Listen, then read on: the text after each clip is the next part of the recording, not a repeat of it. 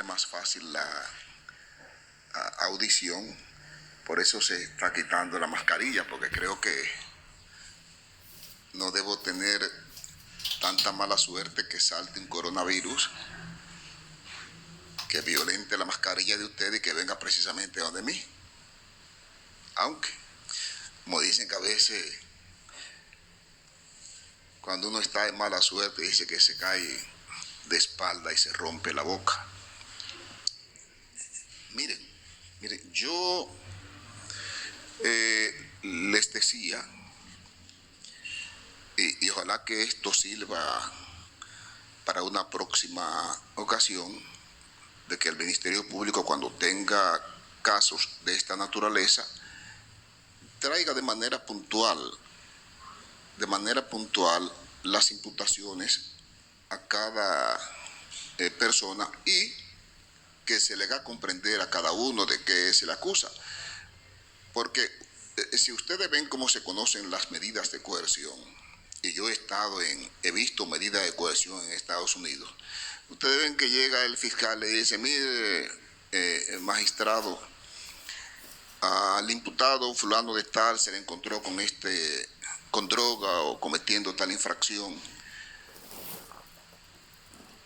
El imputado habla o habla el abogado, hace su pedimento y el juez decide, porque el juez ahí no tiene capacidad. Yo no tengo ni estoy en condiciones de fajarme a discutir si el Ministerio Público me está mintiendo o no me está mintiendo. Ahora, el Ministerio Público está prevalido de un principio de buena fe. El juez supone que el Ministerio Público actúa en esa dirección. Como cuando un policía me dice: mire, magistrado, le ocupamos un arma de fuego a fulano de tal. El juez no puede decir si eso es mentira o eso es verdad, pero el juez tiene que creer que ese agente de la policía levantó un acta de registro y certifica que le ocupó esa arma de fuego a ese ciudadano. Esa es la verdad que el juez no puede rebatir, porque se la está estableciendo una persona que tiene fe pública para eso. El escenario ya para otro tipo de discusiones no es este.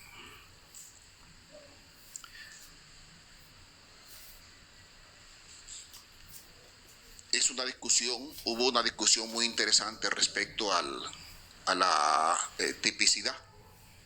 Interesante. Y la asumo como una enseñanza didáctica. Fíjese, yo voy más lejos. Yo ni siquiera digo que el lavado de activos se tipifique porque haya un delito precedente y que es una infracción autónoma. Sí, yo creo que es autónoma. Pero por desgracia, dentro de sus elementos constitutivos, tiene que tener una infracción primaria. Es autónoma, pero uno de sus elementos constitutivos es que aparezca una infracción previa. Si no apareció esa infracción previa, entonces no se tipifica porque le falta uno de los elementos constitutivos. Así es que yo veo el asunto. Y todas esas discusiones yo las entiendo interesantes. Nosotros duramos aquí, como les decía, ahora tenemos como 27 horas y me ha servido esto, no es que me sienta mal, que me ha servido porque he podido solidificar más mi relación amistosa con ustedes, y como les decía, he podido compartir con el doctor Minier, por quien su forma campechana de exponer y de litigar me resulta llamativa. Y no hay discusiones más llamativas que esas discusiones que se dan entre el doctor Minier y la magistrada Jenny Berenice. Yo me pasaría los días escuchándolo discutir, escuchándolo litigar, porque de verdad que Santiago ha dado lumbreras, y eso hay que reconocerlo. Fíjense, en días pasados yo estaba escuchando a Pepe Mujica, una persona con una vocación humana extraordinaria. El que ve esa película de Pepe Mujica, creo que se llama 12 años en una noche, interesantísima. Pepe Mujica llegó a ser presidente de Uruguay y aún sigue en su Volkswagen. Finalmente en estos días se retiró, y él decía, cuando se retiraba, él definía, hacía una comparación entre el amor y el odio. Él decía, el amor y el odio se parecen, son comparables. ¿Por qué? Porque son dos pasiones. Son dos pasiones. El amor y el odio son dos pasiones. El amor construye y el odio destruye. Esa es la diferencia. Son dos pasiones, pero con objetivos distintos. Y al juez tiene que inspirarle el amor cuando juzga. Al Ministerio Público tiene que inspirarle el amor cuando investiga. Y a la defensa técnica de los imputados tiene que inspirarle el amor cuando postulan por sus defendidos. Es decir, eso es lo que hay aquí. ¿Puede la gente alegrarse de una tragedia? Jamás en la vida. Jamás en la vida debe la gente alegrarse. ¿Por qué? Porque por este momento podemos pasar todos. Recuerdo yo al niño que se reía del anciano, y el anciano le dice: mi hijo, no te rías de mí, porque como tú te ves hoy, me vi yo ayer. Como yo me veo hoy, te verás tú mañana. Entonces, por eso nadie debe sentir alegría por esto. Algunos han querido darle una connotación política al proceso. Y yo digo que ese es el lateral de donde deben apartarlo, para que no se contaminen los partidos políticos. ¿Por qué? Porque los partidos políticos son la genuina representación y sustentación de la democracia. Lo que tenemos que luchar es cada vez más por tener partidos políticos fuertes, dirigidos con la finalidad de que cumplan su función social, que es la de servir a la democracia y al país. Sí, no debemos de ninguna manera pretender debilitar a los partidos políticos como fundamento del Estado social y democrático de derecho, porque es el escenario que tenemos para exponer nuestro pensamiento, nuestras ideas, y para manifestar lo que queremos. Esto yo lo veo no como un asunto político. Esto yo lo veo, y se lo digo a Alexis Medina, que tengo mucho tiempo que lo conozco,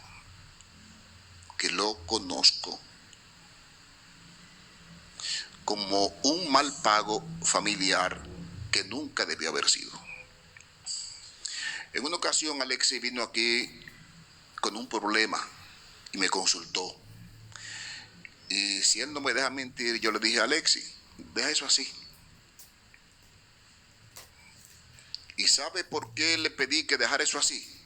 Yo decía, mira, tú eres hermano del presidente de la República.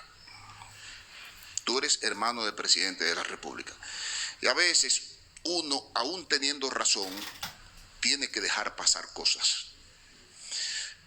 Hay una tienda de repuesto ahí en la carretera Sánchez, no recuerdo cómo se llama, está en el 7,5. A mí se me dañó el motor del carro y fui y compré un motor. El motor salió dañado. Cuando voy, el carro sin motor, se comunica el mecánico con el señor comenzó a saltar y a brincar y me mantuvo dormido y no cumplió ni con repararme el motor ni con reponérmelo. Tenía un amigo que me decía, somételo, ponlo en una querella.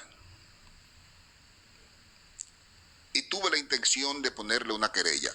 Después reflexioné y dije, bueno, si vengo y le pongo una querella aquí en el Palacio y lo mandan a buscar preso, él va a decir que eso se está haciendo porque yo soy juez. Y esas son de las limitaciones que tenemos nosotros cuando tenemos funciones públicas o cuando tenemos familia que ocupan posiciones cimeras en el Estado. Digo que es algo familiar porque, si ustedes no lo saben, Alexis Medina, que es el hermano más chiquito del expresidente de la República, el más pequeño, ha sido la niña linda de él. La niña linda del presidente, y eso lo sabe su hermana. Que el expresidente de la República ha sentido una debilidad extraordinaria por su hermano. Y el propio expresidente siempre fue cuidadoso. Y yo soy testigo de eso. Siempre fue cuidadoso y mantuvo a Alexis a distancia. Lo mantuvo a distancia. Por eso le digo que no es un asunto que, aunque quieran asumirlo de manera política, no se trata de eso. Se trata de una falla familiar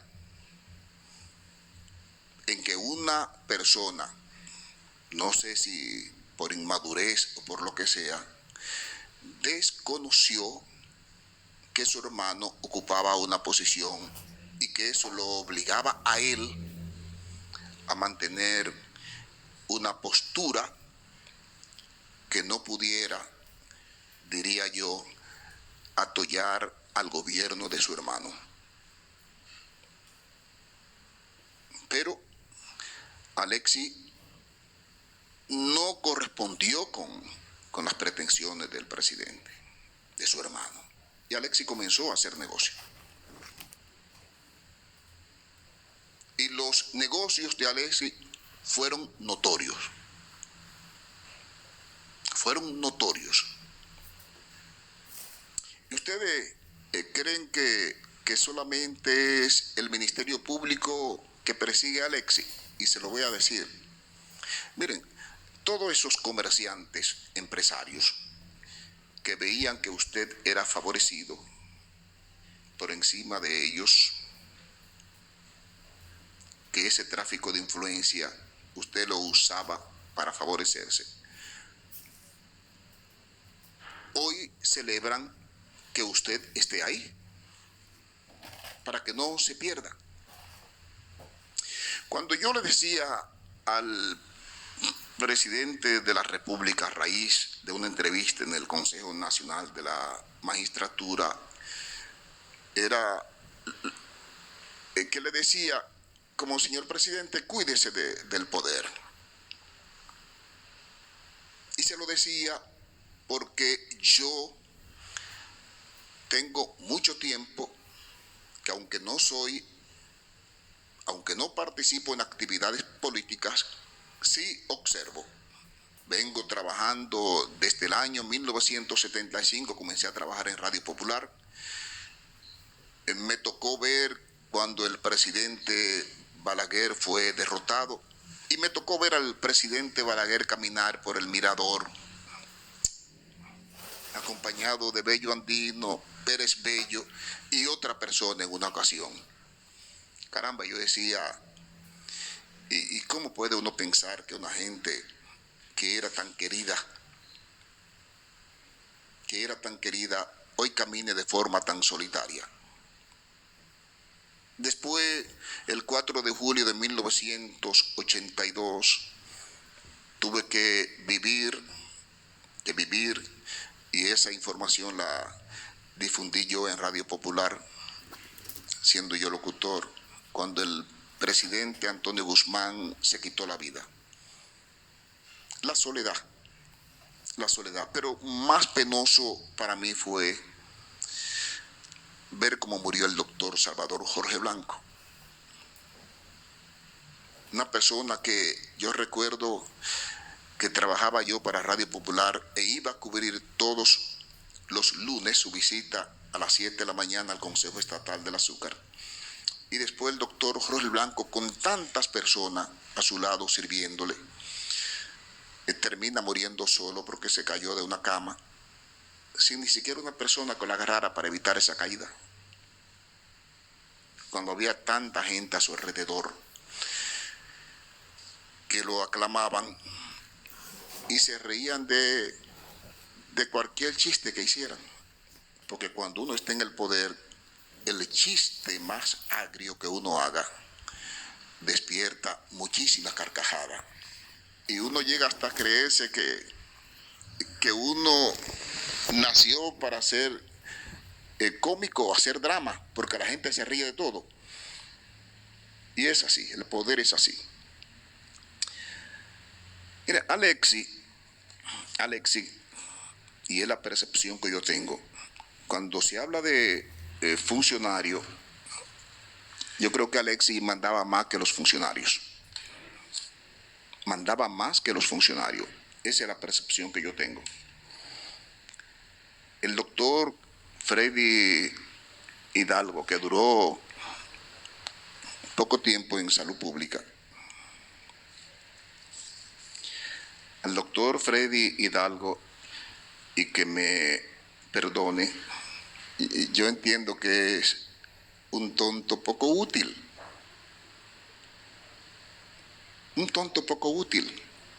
Porque si hubiera sido de mayor utilidad, se queda a sus 8 años ahí en salud pública. Pero el doctor Hidalgo no tenía la utilidad necesaria que se requería para el tipo de negocio que se estaba haciendo con salud pública, luego con la OISOE, con FONPER.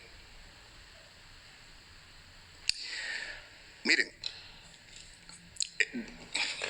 aquí se discute si coalición de funcionarios o no. En las 26 horas que duramos discutiendo, y por eso cuando alguien se paraba y yo le decía, mire, hábleme de esto, porque a veces los abogados son muy románticos y hablan muchas cosas, un discurso muy lindo, pero no se trata de eso, sobre todo en una medida de coerción. Yo quería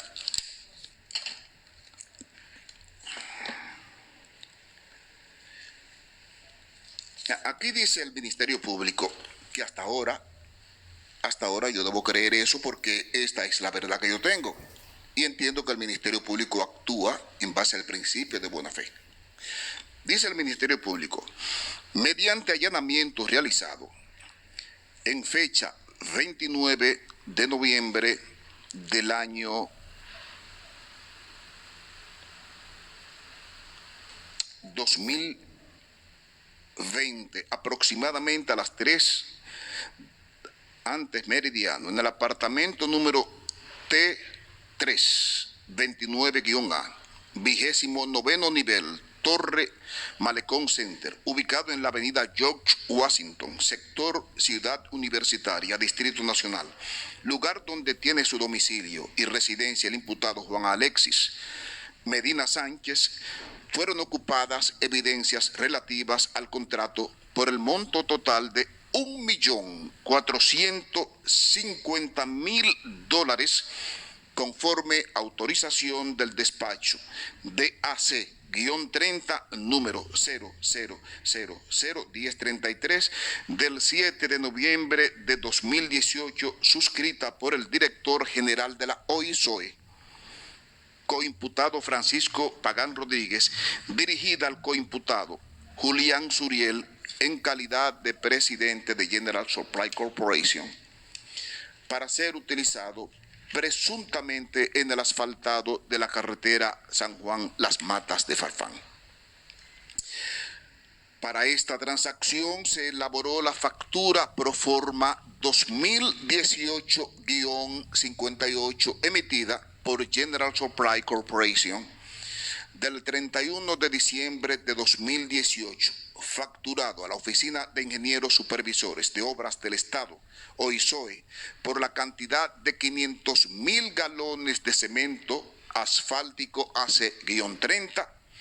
En este allanamiento se ocupó una hoja que se titula Operación AC-30, Cuentas por Pagar, con fecha del 2 de septiembre de 2020, donde se hace constar sobre este producto que la cantidad despachada por nosotros con conduce firmados es de 500.000 galones, pero despachado real por General Supply Corporation son 166.000 galones, reflejándose como diferencia por despachar la cantidad de 333.500 galones, equivalente a un 66% pendiente de entrega, por lo que se trató de una estafa.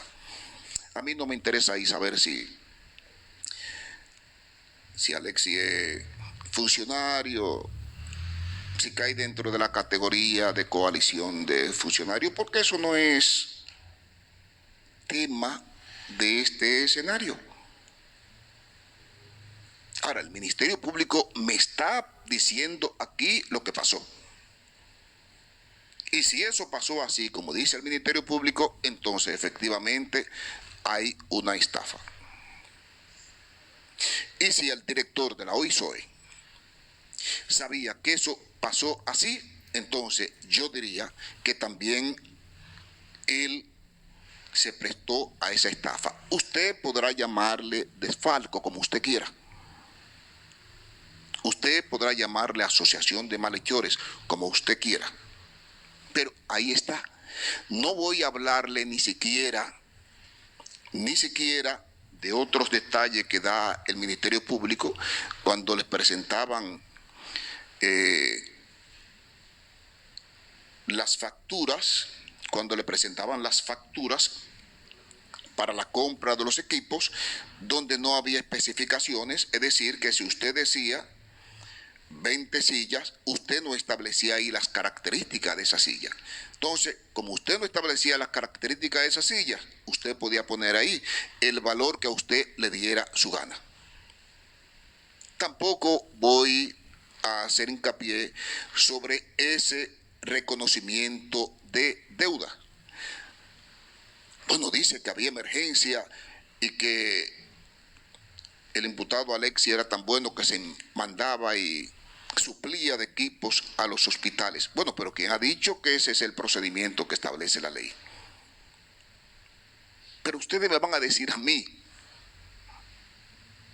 que se tratan de faltas administrativas. Eso como que ustedes me digan a mí, mira, he hecho un contrato civil,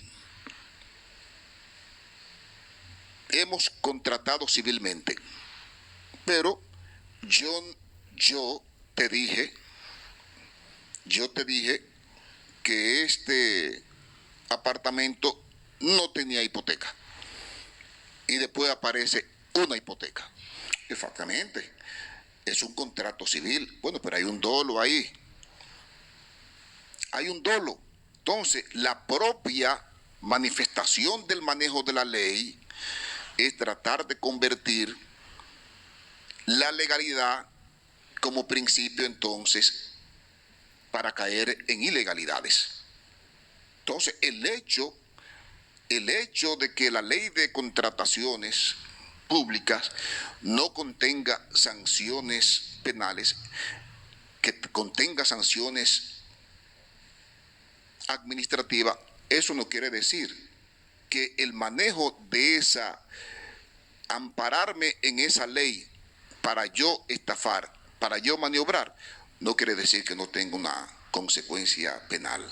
Le estoy mencionando eso para que ustedes sepan por qué el juez, solamente con esto que está aquí, desde un principio, tiene los fundamentos para imponerle al imputado una medida de coerción. Una medida de coerción. ¿Qué resulta? El ingeniero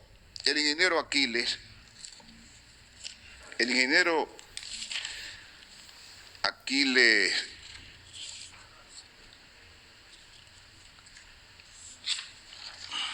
Alejandro Christopher Sánchez, a quien llevó al OISOE el señor Pagán como su asistente. Y yo entiendo, porque uno, cuando llega a un cargo, uno trata de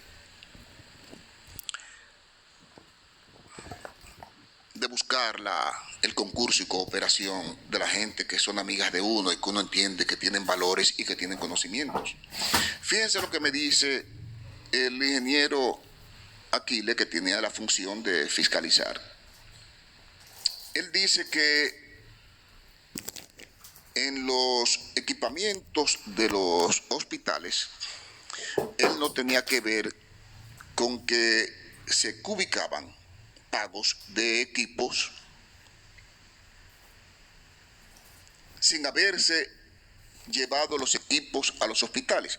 Y de eso hay informes periciales del Ministerio Público que tiene en el proceso de investigación la capacidad para valerse de esos peritos y fundamentar su investigación. El Ministerio Público dice que hizo una auditoría en esos hospitales y esos equipos que decía que habían llevado no eran ciertos, que faltaban muchos equipos y que después trataron de llevar los equipos. El ingeniero Aquiles dice que él era un agente que él simplemente firmaba, pero lo que me sorprende a mí del ingeniero Aquiles es lo efectivo y contundente que fue el ingeniero Aquiles cuando me dice todo lo que le ahorró al Estado Dominicano fiscalizando el Hospital del Cáncer o fiscalizando otras obras de Santiago de los Caballeros atribuida a una conocida empresa.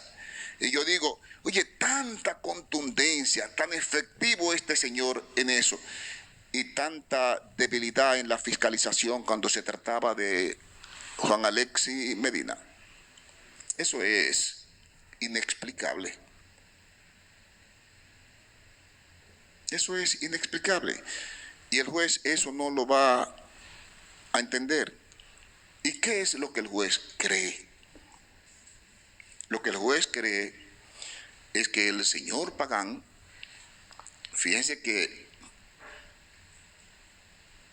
hasta consignación de presupuestos específicos,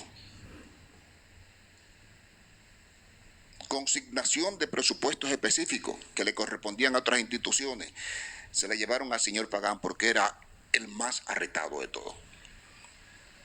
Otros no se atrevían a hacer eso, pero el señor Pagán sí. Dice Alex, y yo lo felicito porque yo tengo amigos que tienen con deudas públicas 5 o 6 años. Pero la suerte de Alexis es que él tuvo amigos que le saldaron esa deuda pública lo más rápido posible antes de que se fuera el gobierno. Y la pregunta que yo me hago es, ¿y si hubiera sido yo? Y todos esos ingenieros que dice el ingeniero Pagán, que van a diario a cobrar ahí sus obras, sus ubicaciones. Bueno, pero ¿y todos esos ingenieros por qué no le pagan con la misma rapidez con que le pagaban a Alexis Medina? ¿Por qué? ¿Por qué tanta diferencia? Bueno, porque lógicamente se asociaron. El juez entiende que se asociaron con propósitos ilícitos, y esos propósitos ilícitos han llevado al Ministerio Público a esta investigación que tendrá que completar y que se inicia para estafar al Estado. De eso se trata. Ahora, ¿qué resulta con relación a mí? Me da pena el caso de Julián Esteban Suriel, que fíjese, Julián. Miren, en el caso suyo, si me preguntaran qué pasó con usted, yo diría, mire, Julián es una persona que hacía negocio, trató de hacer negocio con Alexis, no le resultó y se fue. Eso yo creo. Ahora, ¿cuál es el problema suyo? ¿Qué diablo buscaba usted con ese fusil en ese apartamento? ¿Qué buscaba usted con armas de fuego en ese apartamento? ¿Por qué, si eso no era suyo? ¿Por qué? Porque nadie puede autorizarle a usted tener un fusil porque usted no es militar. No, es que hasta para salir a la calle a un militar, siendo militar, tienen que entregarle fusil. Ahora, ¿qué busca usted con un fusil guardado? Y lógicamente eso es lo que yo estoy ponderando con respecto a usted. Porque si me dijeran respecto a los negocios suyos con Alexis, yo diría, no. Él trató de negociar con Alexis, pero a Alexis, que es muy hábil en los negocios, no cuajaron. No cuajaron. Como tampoco cuajó el señor Domingo Antonio Santiago Muñoz. Ese fue a hacer negocio, como todo comerciante, claro, con el hermano del presidente de la República. Tampoco cuajó y se fue. Entonces, a veces hablan de que el señor Alexis lo buscaban para venderle mercancía al gobierno. Bueno, pero ¿a quién va a buscar Mayen para venderle, sino al hermano del presidente, que tiene acceso y tiene influencia en todos los estamentos? ¿A quién va a buscar el que tiene 1 millón de mascarillas? Sino al hermano del presidente, que tiene acceso e influencia en todos los estamentos. Le puede vender a la policía, a todos los hospitales. Entonces, la gente, por eso le salía la mercancía más cara al Estado. Porque si yo tengo 1 millón de mascarillas, si yo pudiera vendérselo directamente al Estado podría vendérselo más barato. Pero si tengo que buscar a Alexis para que se lo venda a él al Estado, entonces ya le estoy cobrando al Estado, más Alexis le está cobrando al Estado, entonces las cosas le salían más caras.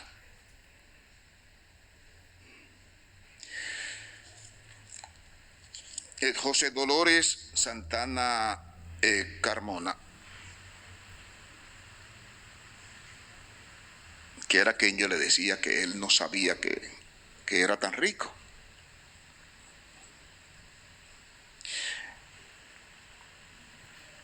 Una persona que no es profesional, pero inteligente.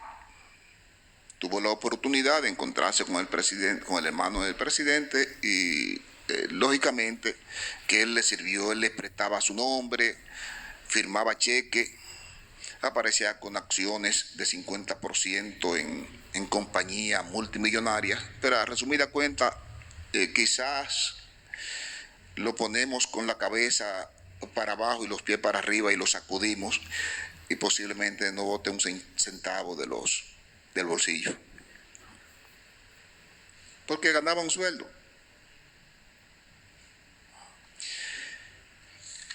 De Huácar ni decirse. Huácar vivía de aquel lado, que posiblemente cuando fueron a apresarlo lo encontraron sentado en una mecedora. Pero ¿cuál es el problema de esas personas? Bueno, que lógicamente esas personas prestaban su nombre y se prestaban a todo tipo de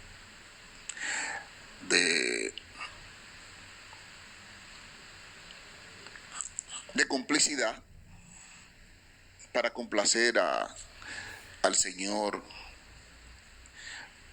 Alexis Medina, que de verdad ha sido yo lo felicito porque ha sido un gran poder en el comercio. Yo quisiera saber si Alexis tendría tanta suerte ahora como la tuvo antes. Quisiera saber.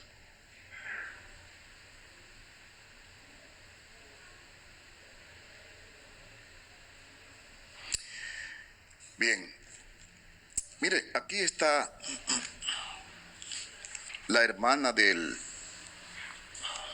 presidente de la República, doña Magalis, y para su consumo, doña Magalis, yo le voy a decir en beneficio suyo cuál ha sido el comportamiento siempre de este juez con respecto a las mujeres. El juez ha sido siempre muy medido en el trato que le dispensa a las mujeres. ¿Por qué? Porque al sacar a una mujer de su casa, se ponen en juego muchas cosas. El hombre puede irse. Entonces el juez siempre ha sido muy medido con relación a eso. Y se lo advierto en base a eso, para que usted sepa que el juez a usted no la va a mandar a prisión preventiva, tomando en consideración eso. Ha sido un tratamiento. Yo si ustedes ven mi historia, para yo mandar a una mujer a la cárcel, yo lo analizo mucho las infracciones, porque además es difícil que una mujer se fugue. La mujer es difícil que se fugue porque ciertamente los sentimientos las ata siempre a la familia. Para que usted sepa eso. Ahora, ¿qué quiero yo decirle a usted, doña Magalis? Y usted sabe que mire, existía un comité de compra en Fromper. Existía en Fromper un comité de compra. Claro, ese comité de compra, ¿a quién llamaba cuando había concurso? A las empresas de Alexis. ¿Y por qué lo hacían? Bueno, porque usted y el señor Fernando Rosa, que eran los responsables de eso, manejaban ese comité. ¿Y quién le va a decir que no al jefe o a la hermana del presidente de la República? Decirle que no. Bueno, el señor Hermosén, que fue nombrado por ayuda de una de las hermanas del presidente, fíjese que se negó a dar las certificaciones de unas remodelaciones de unos hospitales, y él dice que a los 13 días lo quitaron, porque esa es la consecuencia. Lo quitaron. Pero otra cosa, doña Magalis, usted sabía que su hermana estaba ahí. Su hermana estaba ahí. ¿Y cómo el juez puede no pensar que lo que se le pasaba a su hermana mensualmente o las obras que se le asignaban al señor Alexis no era para que los beneficios retornaran a usted y al señor Fernando Rosa? ¿Cómo el juez puede escapar de pensar eso? De ninguna manera. De ninguna manera. Miren, el que quiera darle una connotación distinta a esto que está pasando aquí, está equivocado. Aquí lo que está pasando es una familia que traicionó la debilidad sentimental por sus hermanos que tiene el presidente de la República. Eso es lo que el juez advierte. A mí nadie me habla de que esto es político. No, no, no. Y eso debe servir de ejemplo. Debe servir de ejemplo, señores. Y no es que los presidentes no le den trabajo a su familia, porque la familia tiene derecho a trabajar. Lo imperdonable es que la familia traicione esos sentimientos que tienen los presidentes al ponerla a trabajar. Y eso es lo que ha pasado aquí. Alexis llegó donde pagan. Yo le puedo mencionar un funcionario que salió huyendo. Chanel Rosa. Chanel Rosa. Yo no voy a pagar eso. Yo no voy a caer preso. ¿Y quién asumió eso? Bueno, lo asumió Pagán, porque Pagán sí era arrestado y se benefició de eso. Se benefició de eso. Y esto es una investigación que se está abriendo. Comienza ahora la investigación. El juez necesariamente el caso tiene que declararlo complejo, porque evidentemente tiene las características para que sea llevada mediante ese procedimiento. En cuanto a la coalición de funcionarios, como dice el doctor Eduardo Núñez, realmente a Alexis yo no puedo atribuirle eso. Pero resulta que a la hermana del presidente de la República, señora Magalis, y al señor Fernando Rosa, sí hay una coalición de funcionarios. Sí lo hay. El ingeniero Aquiles y el ingeniero Pagán, sí, entre ellos hay una coalición de funcionarios. El Contralor General de la República, el excontralor Hermosén,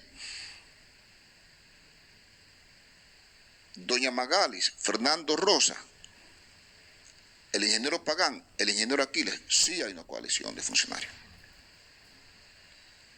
Y cuando él dice, bueno, lógicamente que Alexis no puede ser insertado en esa línea, pero sí el juez le está estableciendo por qué la medida de coerción en contra de esos imputados. Siendo así, ¿qué el juez entiende? Mire, Juan Alexis Medina Sánchez, Francisco Pagán Rodríguez, Aquiles Alejandro Christopher Sánchez, el juez entiende que hay mérito suficiente para que ellos vayan a cumplir prisión preventiva por 3 meses. 3 meses.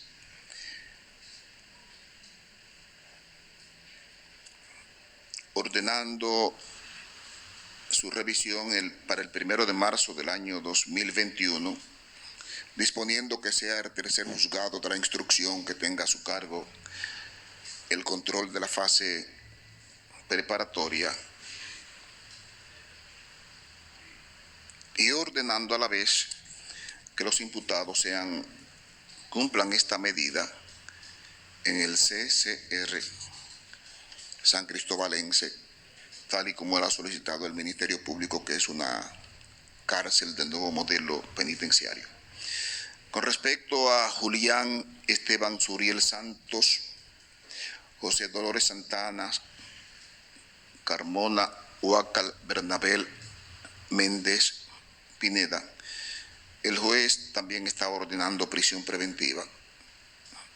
La prisión preventiva de Julián Esteban, el juez la fundamenta en esa posesión ilegal de un fusil y 2 armas de fuego. José Dolores Santana, Carmona Huaca Bernabé Méndez Pineda, el juez está dictando en su contra la prisión preventiva porque permanecer ellos en la calle evidentemente que puede contribuirse a que los imputados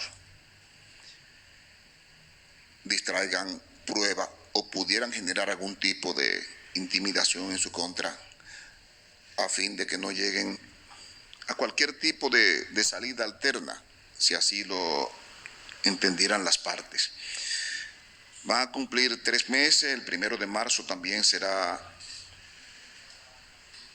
la revisión obligatoria, irán al tercer juzgado de la instrucción como control de la fase preparatoria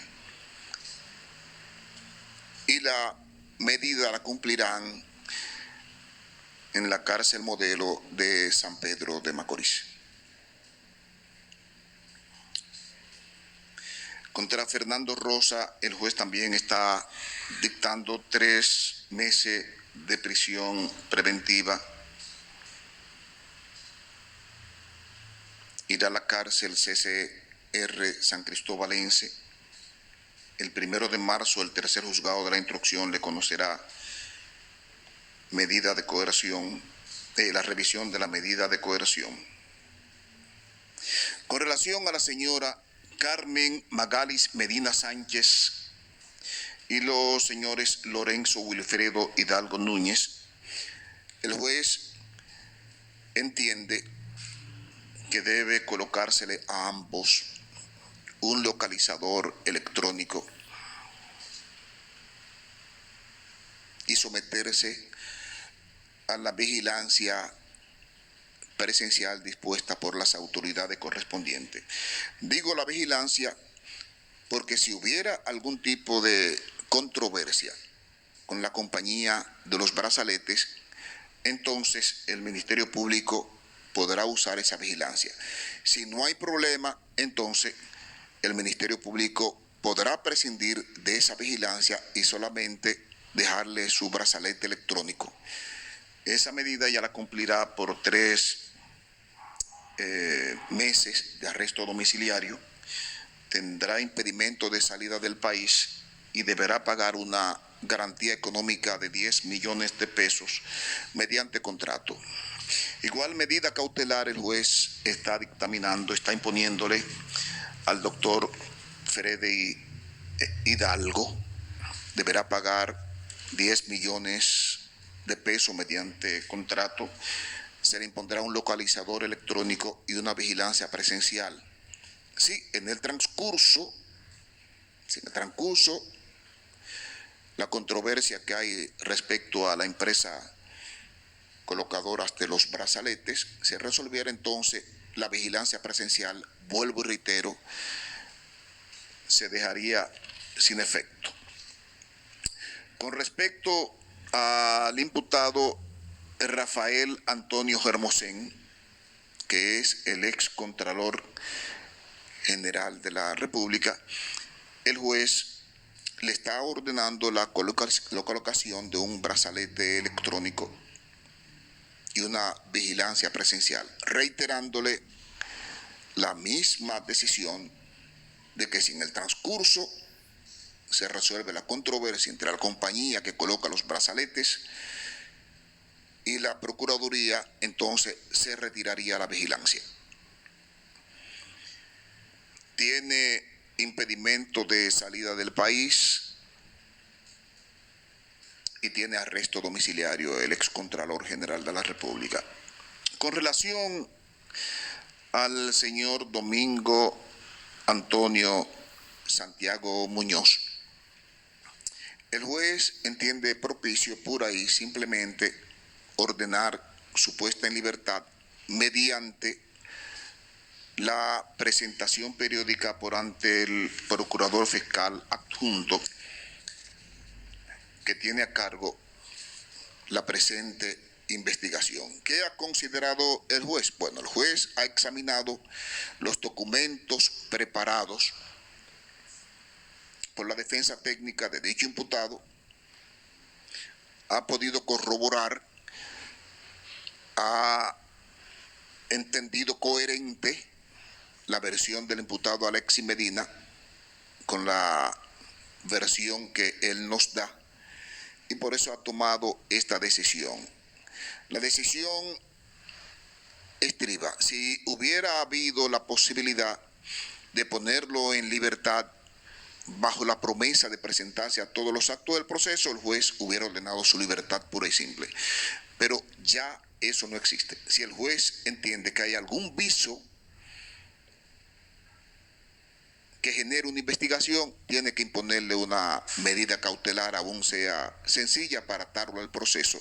Ya el Ministerio Público decidirá en el transcurso de la investigación si arriba a un acuerdo con él, si presenta acusación o cualquier acto conclusivo al respecto.